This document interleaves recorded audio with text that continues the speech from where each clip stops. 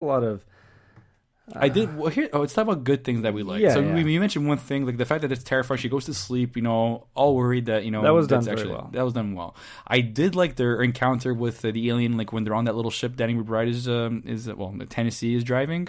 Mhm. Like that whole that whole like battle was great. It was well done, but Yeah. like that's the little that happens a little past the climax of the film, and I'm thinking, oh well, it's gonna lead to the resolution very easily. And then I didn't like the fact the way. Okay, well, we were talking about things that we liked. I'm already immediately attacking what I didn't like. The other encounter with the other alien on the ship, it very much fell short. It felt like it was rushed. It wasn't, it should have. They should have been into deep space, about to go to sleep, and all of a sudden, the thing is there, and then make it Yeah. scary. I feel like they copped out on this one. I was disappointed. It's not worse than the third one. I don't remember I really don't remember Alien very well or all of its sequels. Like, I'm going to ask you a question right now, Sure. David, and I'm going Sure. to show you just how little I know about Alien. Did we see at any point Queen in this? No, the Queen is okay. The funny thing, the Queen comes about in Aliens. Okay. Aliens is like that's the funny thing about Alien, and Alien is they encounter one egg. There were many eggs, but they found one egg. Who lays the eggs? The Queen. Yes, and I'm pretty sure that's engineered by David. Okay. That's what gets their whole like. It's almost like they take the attributes of a bee or an ant, one of those insects that basically has the one queen laying eggs, right? Yeah.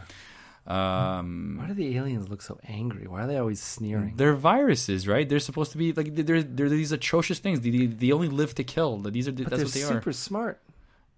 Like as in they know how to hide. Yeah, totally. But more to it than that too. I mean, weren't they the victor in Alien versus Predator? Not really. Predators are good hunters, but I think Yeah. aliens were smarter than. Not really. No, predators. Predators would go and hunt the aliens for sport Exactly. because I guess Like the aliens trophies. yeah, you're right. Okay, They're trophies. Yeah, no, these things they're prey to them. But though they're but fast, they were very they're feisty. smart in Yeah. fiction. Well, Like, they're they good could- in groups. Yeah. They're good in groups. That's what it is about them. But the thing is that in not a single time in the franchise did we ever see them work in groups. The only time we saw them work in groups where they're just charging at the humans, but not in like some sort of fashion. But they were smart in Aliens when they were going through the ceilings. Because they were detecting life forms coming in, and you have Bill Paxton going, "Where are they, man? Where are they?" He's panicking and everything, Yeah. and then they realize, "Oh my God, they're in the ceiling," and starts that awesome scene. That scene was awesome. Yeah. Man, the late Bill Paxton, miss him so much. Wish You he was. miss- I miss him. Even Twister was on the other day, and I'm like, oh, Yeah. yeah. But yeah, there's not much. As I was saying, there's like the way it starts is probably good, but like the how they get to the planet is not very good, and we do like that confrontation of them like spinning around and wrestling that alien, but that's pretty much the only good things I could take away from this. Yeah, this just seemed like a pretty standard mission with a bunch of clowns running it, and Well, they made these decisions that they weren't educated decisions.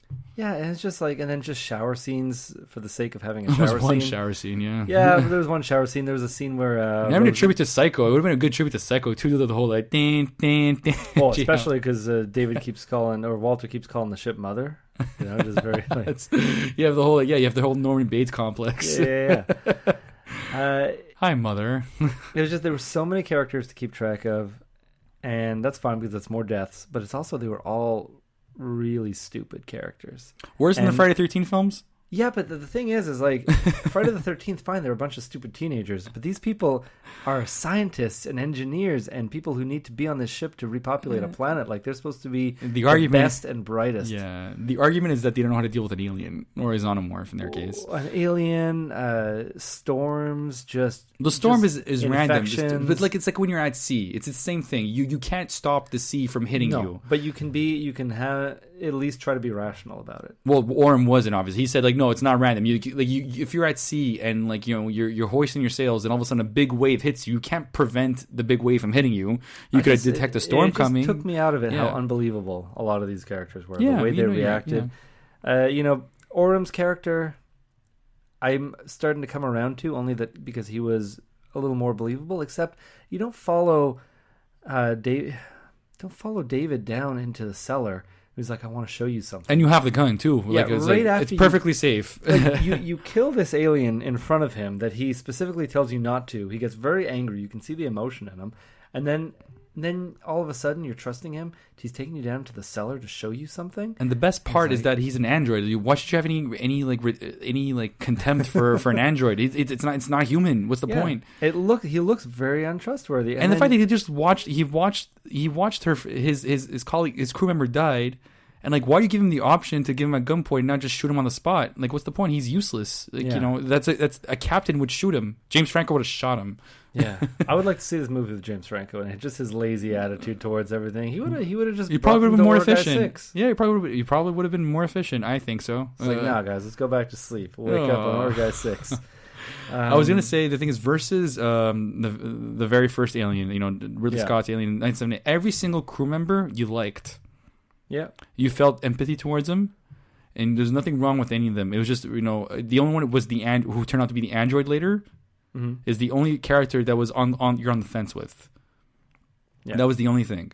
So but we knew what the extra motive with the android was. Mother wanted a sample of this virus, and that's why they took in John Hurt. Well, his character is Kane. And that was the extra motive why that thing ended up on the ship. So that to me is you buy into it. It's very plausible, whereas this was not very plausible. The storm was plausible, the insecurity was plausible, but the reason to go to another planet was not very plausible. Especially the fact that she was singing a song that had no relevance to any of the franchise at all.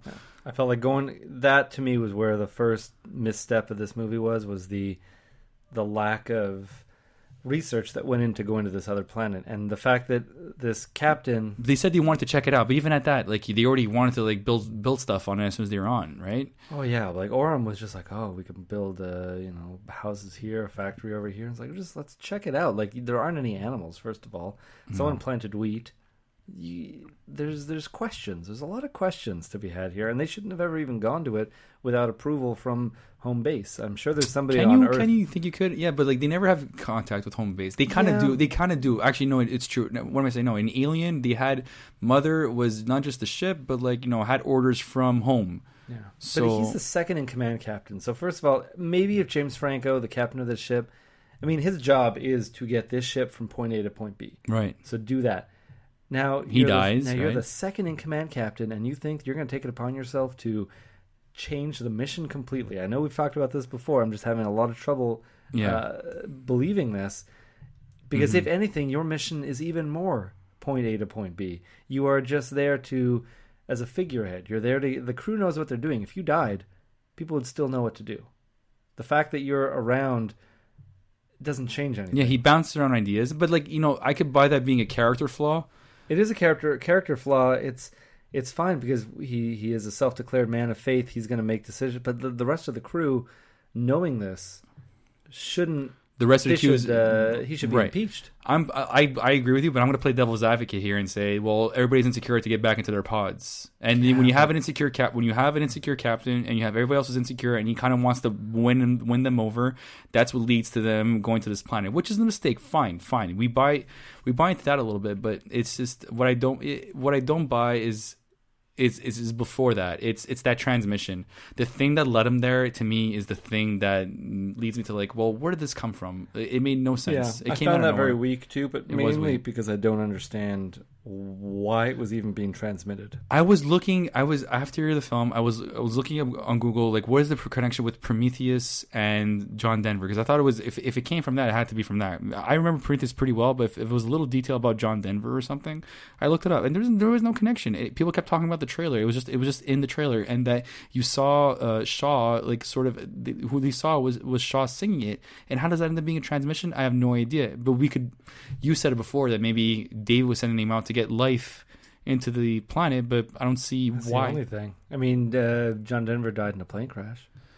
Was he 27 years old? Is he part of the 27 Club? No, he's not. No. John Denver, he's got to be older than that. Oh yeah, he's got to be. Sorry, what am I saying? Yeah, no, I'm thinking about it. Well, there's because obviously we know Buddy Holly and the guy who sings La Bamba they're part of the 27 Club. La Bamba, the guy who sings La Bamba is in a club. The 27 Club. The artist that died at 27. Like James Dean. Exactly. Yep. What's that girl who sings? Amy Winehouse, is she in that? I don't remember. Yeah, probably. What about Kurt Cobain? Okay. What about that girl who was in 8 Mile? Brittany Murphy. She was 30. She was 30? Okay, she doesn't make it. I just don't feel like the guy who sings La Bamba should make it into that club. I don't know. Maybe but I could be completely off about this. It's okay. I don't feel like looking that up because it's totally irrelevant to what we're supposed to be talking about. We don't even know his name. Yeah, I don't. He's just the singer of La Bamba. But I know Buddy Holly is for sure. Yeah. But you were on the same plane crash. That's what was common. Oh, okay. Well, I think John Denver is just on his own plane. Yeah, no, true. Yeah, oh, really? Okay, so that's the thing. So I don't understand what. So we went on a rant on John Denver from which we don't know much about. At least I don't know much about John Denver. But why? Shaw was just She was a John Denver fan since. Like I don't get it. And for some reason recorded her singing it. Yeah. And that is just what gets repeated on loop. Oh, stupid. But see, the aliens have to be somewhat smart to a point because they are flying ships. They are programming things. What are you talking about? Aliens, just in general, aliens. You mean the xenomorphs? I don't know. You lost me. Sorry. The big black phallic-looking aliens. Well, they're not operating anything. What are you talking about? Aren't they flying ships? No. Ever? They're never flying ships? Never. No, they're very like a primal. How do they get from one place to another? What do you mean? When did this happen? What are you talking about? Do they never fly a ship? No. What was that big ship on the? That was okay. That was the Prometheus. Ship from Prometheus. Yeah, but not even. It's the thing that Prometheus find that they find. It's not the Prometheus ship. It's the thing that they find. But in none of the alien movies, not a single one. They're all primal. They never had technology. No, they're primal. Completely primal. Man, my mind is blown right now because I really thought that these aliens were like. It's not Mars attacks, Matthew. It's because you can see how. Okay, fine. I'm glad they did. I'm glad they can't manipulate technology. If they'd have brought that in this film, I would have lost it. But no. I thought that they knew it. I thought just like predators look kind of stupid and savage, but really they're. No. But then when you actually get to know them, they have a lot of technology. Yeah. They have, when you see them taking off their helmets and they're just like. Yeah. Oh, I completely forgot. The alien, the xenomorph, the white ones. I remember in particular. They had the same sound as Predator. They did have the same sound. They did, and I'm like, why? Why is this happening? Why are they sharing that same sound? That clicking sound. Are they trying to pay tribute to it? I mean, this is obviously way before. Well, we know when it takes place, but are they so aware of it that it's premeditating something? After. Jesus. Okay, when did Alien take place? And what? Oh man, sure. No, you're right. You're right. Alien versus Predator. Technically, oh my god, they totally screwed up that universe. Well, they don't care. When did the first Alien take place? What year? Roughly, do you know? You're talking as in their universe. They're basically beyond our time right now. Yeah, they're beyond. That's why it's sci-fi. It's beyond our time, beyond our technology, beyond everything. But Alien versus Predator takes place during our modern time because they eventually fly. Yeah, because Schwartz and Jesus. So technically, these aliens these aliens that we're watching right now shouldn't exist. You could say that the engineers already tried to attempt this virus. No, that still makes no sense. No. It makes no sense.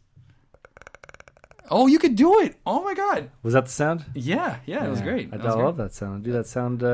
Maybe that's why they just decided to put. We love that sound. Let's just steal that sound. That's what they did. So I don't know why they had the alien have the sound. Go on. No, I'm done.